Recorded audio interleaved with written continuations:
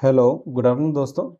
ये हमारा आज मॉडर्न हिस्ट्री ऑफ जो राजस्थान हम पढ़ रहे हैं उसका लास्ट टॉपिक है कि राजस्थान के अंदर जो समाचार पत्रों के विकास के बारे में, कि राजस्थान में समाचार पत्रों का विकास कैसे कैसे हुआ। अब तक हमने जो राजस्थान के सारे टॉपिक जो मॉडर्न हिस्ट्री में हमारे सिलेबस में दिया हुआ है वो हमने सारे कवर कर लिए। तो ये लास्ट टॉपिक भी हम आज खत्म करते हैं और इसके बाद हम जो है कोई ना कोई जो नया राजस्थान पॉलिटी स्टार्ट करेंगे या आरएस के लिए जो साइंस पूछी जाती है एग्जाम में वो हम स्टार्ट करेंगे। तो जो राजस्थान के अंदर अगर बात करें तो सबसे पहला जो समाचार पत्र था वो था मजहरूल सरूर। इसका जो प्रकाशन प्रारंभ हुआ था 1849 के अंदर हुआ था और ये हुआ था कि भाई भरतपुर के जो शासन की ओर से इसको जो प्रकाशित किया गया था। तो पहला समाचार पत्र राजस्थान में कौन सा प्रकाशित हुआ था? मजहरूल सरूर 1849 के अंदर भरतपुर के शासन की ओर से, और उर्दू तथा जो हिंदी दोनों लैंग्वेज के अंदर ये प्रकाशित किया जाता था। मासिक पत्रिका थी, यानी महीने के अंदर इसका प्रकाशन कैसा होता था? एक बार होता था। और ये राजस्थान का जो है प्रथम समाचार पत्र था। इसका उल्लेख किसने किया? इसका उल्लेख फ्रांसीसी लेखक तातासी, उसने जो हिस्को सोच के अंदर जो है इसका उल्लेख किया है कि भाई मजरूल सरूर जो है राजस्थान का हमारा जो प्रथम समाचार पत्र था और भरतपुर के शासन की ओर से प्रकाशित होता था। मासिक पत्रिका थी, उर्दू तथा हिंदी भाषी ये अखबार था। इसके बाद में हमारा जो दूसरा इम्पोर्टेंट अखबार था, समाचार पत्र था, वो था रोजतुल तालीम। तो रोजतुल तालीम का जो प्रकाशन प्रारंभ हुआ था 1856 के अंदर। उस समय ये भी उर्दू तथा हिंदी लैंग्वेज के अंदर ही आता था। उर्दू के अंदर उस समय इसलिए ज़्यादा अखबार पॉपुलर थे क्योंकि इससे पहले हमारे पर जो है मुगलों का राज था और मुगल जो फाइनली 1857 की क्रांति में भी बहादुर शाह जफर को जो हमने राजा बनाया था।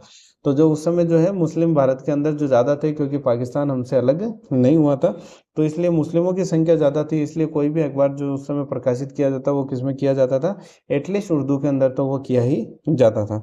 तो ये जो रोजतुल तालीम है ये कहाँ से प्रकाशन होता था? इसका जयपुर से वो प्रकाशित होता था और इसको प्रकाशन करने वाले व्यक्ति थे हेडमास्टर कन्हैयालाल, जो कि इसका रोजतुल तालीम का क्या करते थे? प्रकाशन करते थे। इसको जो है राजपुताना अखबार के नाम से भी जाना जाता था। अगर आपको पूछ लिया जाए राजपुताना अखबार के बारे में तो भी आपको यही डिटेल बतानी है। इसी तरह से ब्यावर के अंदर 1864 के अंदर जो है लिथो प्रेस जो है इसकी स्थापना की गई थी।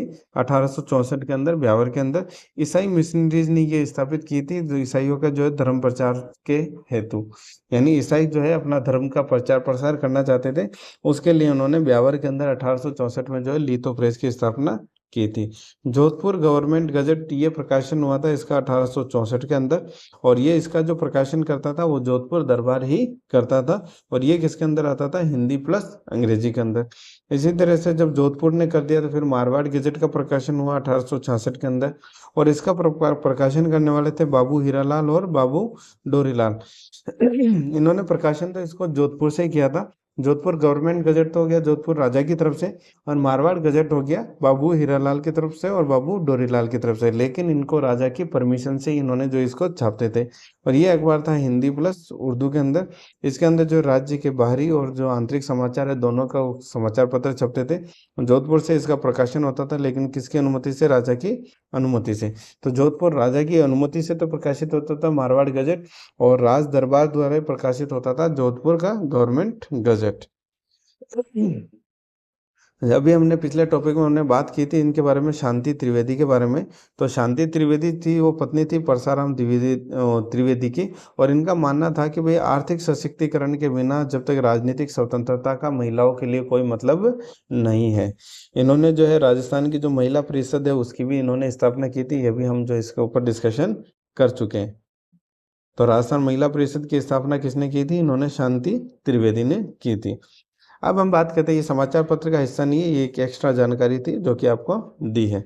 इसी तरह से अगर बात करें हम उदयपुर गजट की, तो उदयपुर गजट जब मारवाड़ गजट प्रकाशन हो गया 1866 में, और जोधपुर गजट जो गवर्नमेंट गजट प्रकाशित हुआ था 1864 के अंदर, तो फिर उदयपुर के अंदर उदयपुर गजट प्रकाशित हुआ 1869 के अंदर। और ये प्रकाशित हुआ था हिंदी में, इसलिए ये ज़्यादा इंपॉर्टेंट बनता है क्योंकि अभी तक जितने हम अखबार देख रहे हैं या तो वो उर्दू प्लस हिंदी में या हिंदी प्लस अंग्रेजी में, तो उदयपुर गजट ऐसा अखबार था जो एकमात्र किसके अंदर प्रकाशित हुआ था, हिंदी के अंदर प्रकाशित हुआ। जब ये हिंदी में प्रकाशित हुआ था, इसकी न्यूज़ थी वो अवध अखबार के अंदर उस समय प्रिंट हुई थी, और अवध अखबार के अंदर इसकी न्यूज़ छपी थी कि भाई नागरी अक्षरों में यानी हिंदी में निकलने के कारण पत्र सफल नहीं होगा, यदि इसको उर्दू के अंदर छपता तो ये पत्र जो बहुत लोकप्रिय होता। तो ये कथन किसके ऊपर कहा गया था, उदयपुर गजट के लिए। इसी तरह से जब उदयपुर के अंदर राजा थे सज्जन सिंह, तो उन्होंने सज्जन कीर्ति सुधाकर जो है पत्रिका प्रारंभ की थी 1879 के अंदर, उदयपुर से की थी। ये साप्ताहिक प्रिंट होता था और हिंदी के अंदर ही प्रिंट होता था। इस समय महाराजा कौन थे, सज्जन सिंह, और ये महाराज जो उदयपुर का क्या था, सरकारी गजट था।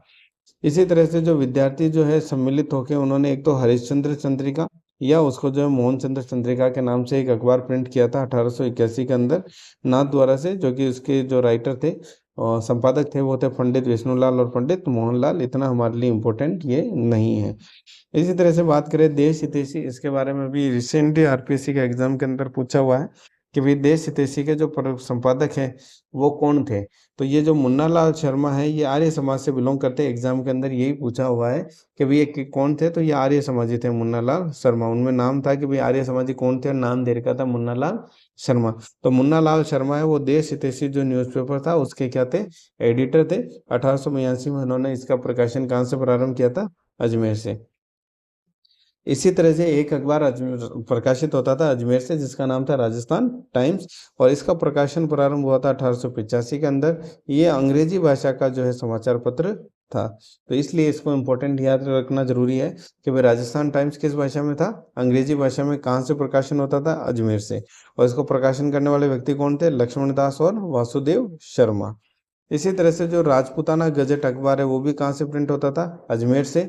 और ये किस में होता था, ओनली इन उर्दू। और ये जो साप्ताहिक समाचार पत्र था, और इसको जो प्रिंट करने वाले थे उनका नाम था मौलवी मुराद अली और मोती बेगम। ये बहुत बार एग्जाम के अंदर पूछा गया राजपूताना गजट के बारे में। और मौलवी मुराद अली और मौलवी मोती बेगम थे, ये गौ रक्षा के जो है समर्थक थे, इसलिए ये चीज़ और भी ज़्यादा इंपॉर्टेंट हो जाती है। इसी तरह बात करें भाई राजपूताना हेराल्ड की, तो राजपूताना हेराल्ड की जो कि प्रकाशन हुआ था 1885 के अंदर अजमेर से, और इसको प्रकाशन किया था हनुमान सिंह ने। इसे जो लोक चेतना की धारा का जो पहला समाचार पत्र इसको माना जाता है, इसलिए एग्जाम में ये इंपॉर्टेंट है। अगर लोक चेतना की धारा का पहला समाचार पत्र एग्जाम में पूछ लिया जाए तो वो कौन सा होगा, राजपूताना हेराल्ड। इसी तरह बात करें भाई राजस्थान समाचार, तो राजस्थान समाचार जो है 1889 के अंदर प्रकाशित किया था मुंशी समर्थन दास ने, और वो भी किसका भी प्रकाशन कहाँ से हुआ था, अजमेर के अंदर हुआ था। और ये जो राजस्थान समाचार पत्र के मुंशी समर्थन दास थे ये किसके शिष्य थे, स्वामी दयानंद सरस्वती के ये शिष्य थे, यानी ये भी क्या थे, आर्य समाजी थे। प्रसिद्ध चित्रावली की बात करें तो इनके जो प्रकाशन किया था मुंशी देवी प्रसाद ने किया था जोधपुर से, और हिंदी और उर्दू में इनका प्रकाशन होता था 1890 में, इतना इम्पोर्टेंट नहीं है।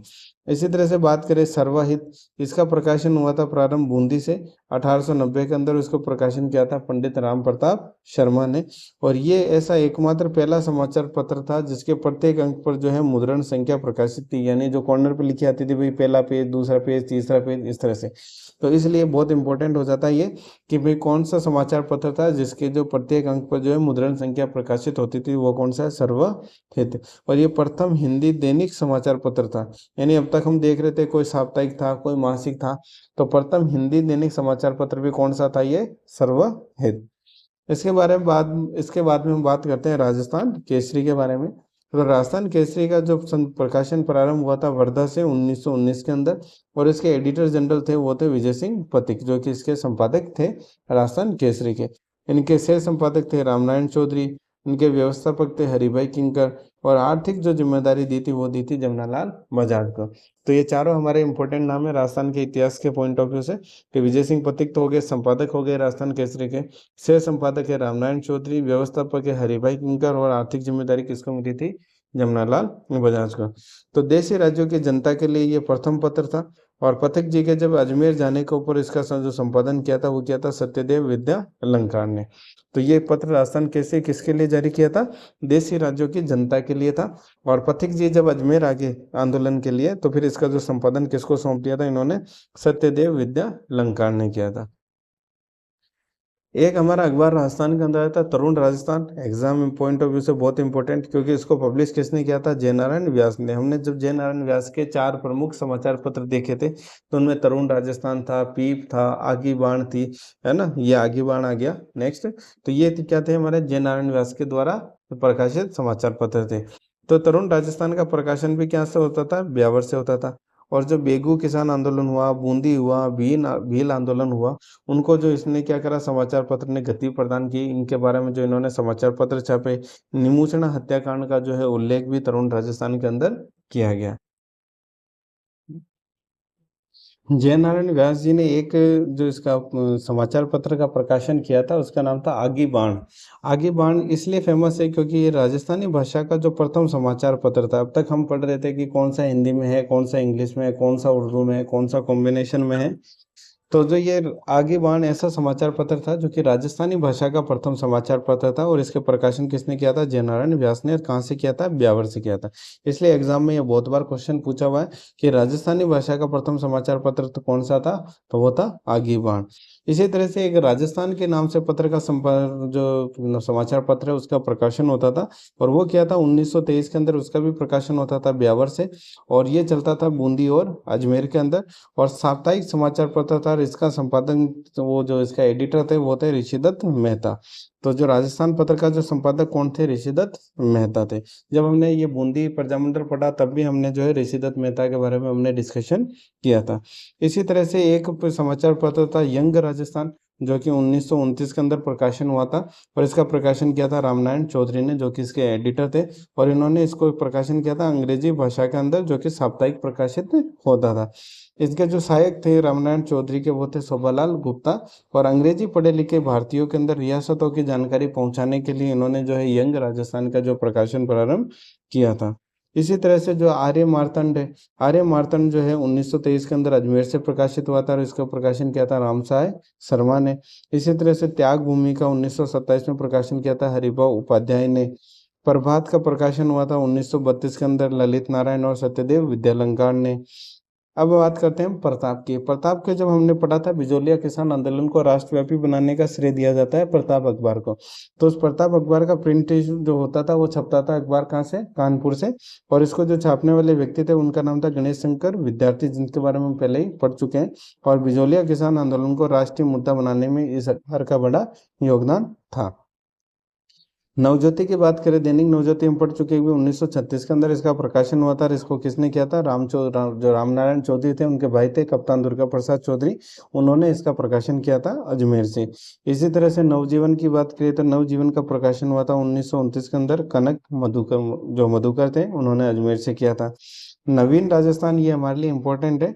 नवीन राजस्थान का प्रकाशन हुआ था 1922 के अंदर अजमेर से, और इसका भी प्रकाशन किसने किया था? विजय सिंह पथिक ने। पहले हमने पढ़ा था विजय सिंह पथिक ने किया था राजस्थान केसरी का प्रकाशन, और अभी देख रहे हैं नवीन राजस्थान का प्रकाशन भी किसने किया था? विजय सिंह पथिक ने, और उनके साथ दिया था किशोर सिंह वर्मा ने।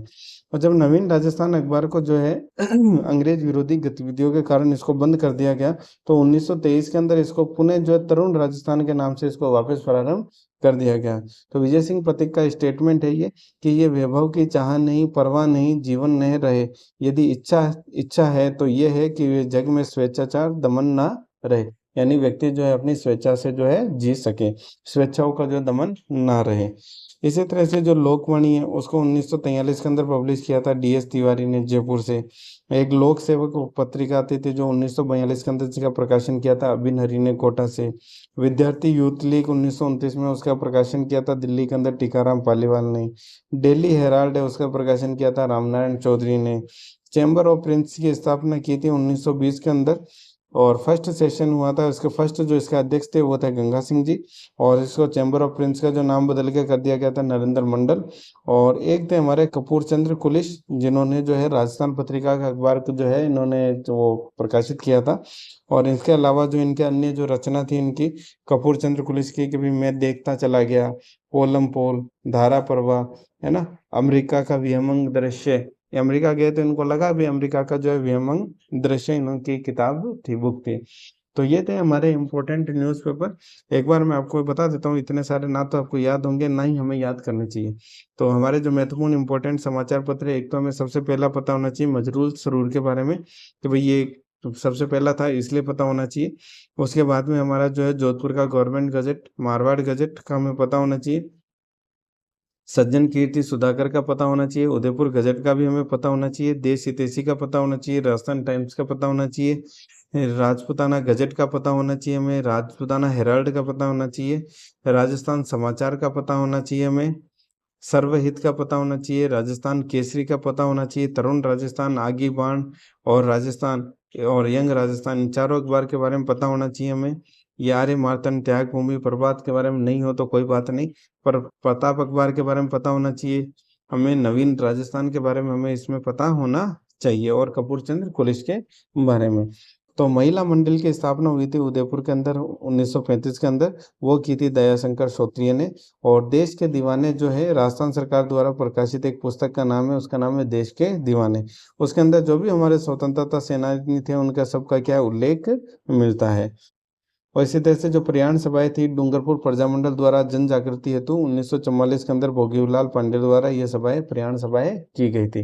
तो ये हमने लगभग लगभग जो है राजस्थान की मॉडर्न हिस्ट्री उसमें से कुछ भी नहीं छोटा है। और इसी के साथ हमारी जो राजस्थान की मॉडर्न हिस्ट्री है वो समाप्त होती है। और नेक्स्ट हम या तो राजस्थान की जो है पॉलिटिक्स पढ़ेंगे, या हम जो है आरएस के लिए साइंस को जो है हम उठाएंगे। ये कंप्लीट रट्टा मारने वाला टॉपिक है, याद करने वाला टॉपिक है, इसमें समझने जैसा कुछ नहीं। और अगर कभी वापस लगेगा तो एक बार इसका जो वापस रिवीजन का जो है हम पूरे के पूरे आर्ट इसका मॉडर्न हिस्ट्री का रिवीजन का हम एक वीडियो जो है ले लेंगे। तो आज के लिए इतना ही। और आपको कंटेंट पसंद आए तो प्लीज़ इस चैनल को लाइक शेयर एंड सब्सक्राइब जरूर कीजिएगा। ये कंप्लीट आपके जो आरएस का जो प्री प्लस मेंस के पॉइंट ऑफ व्यू से ये आपका सिलेबस था, जो कि कुछ भी नहीं छोड़ा गया है। Thank you.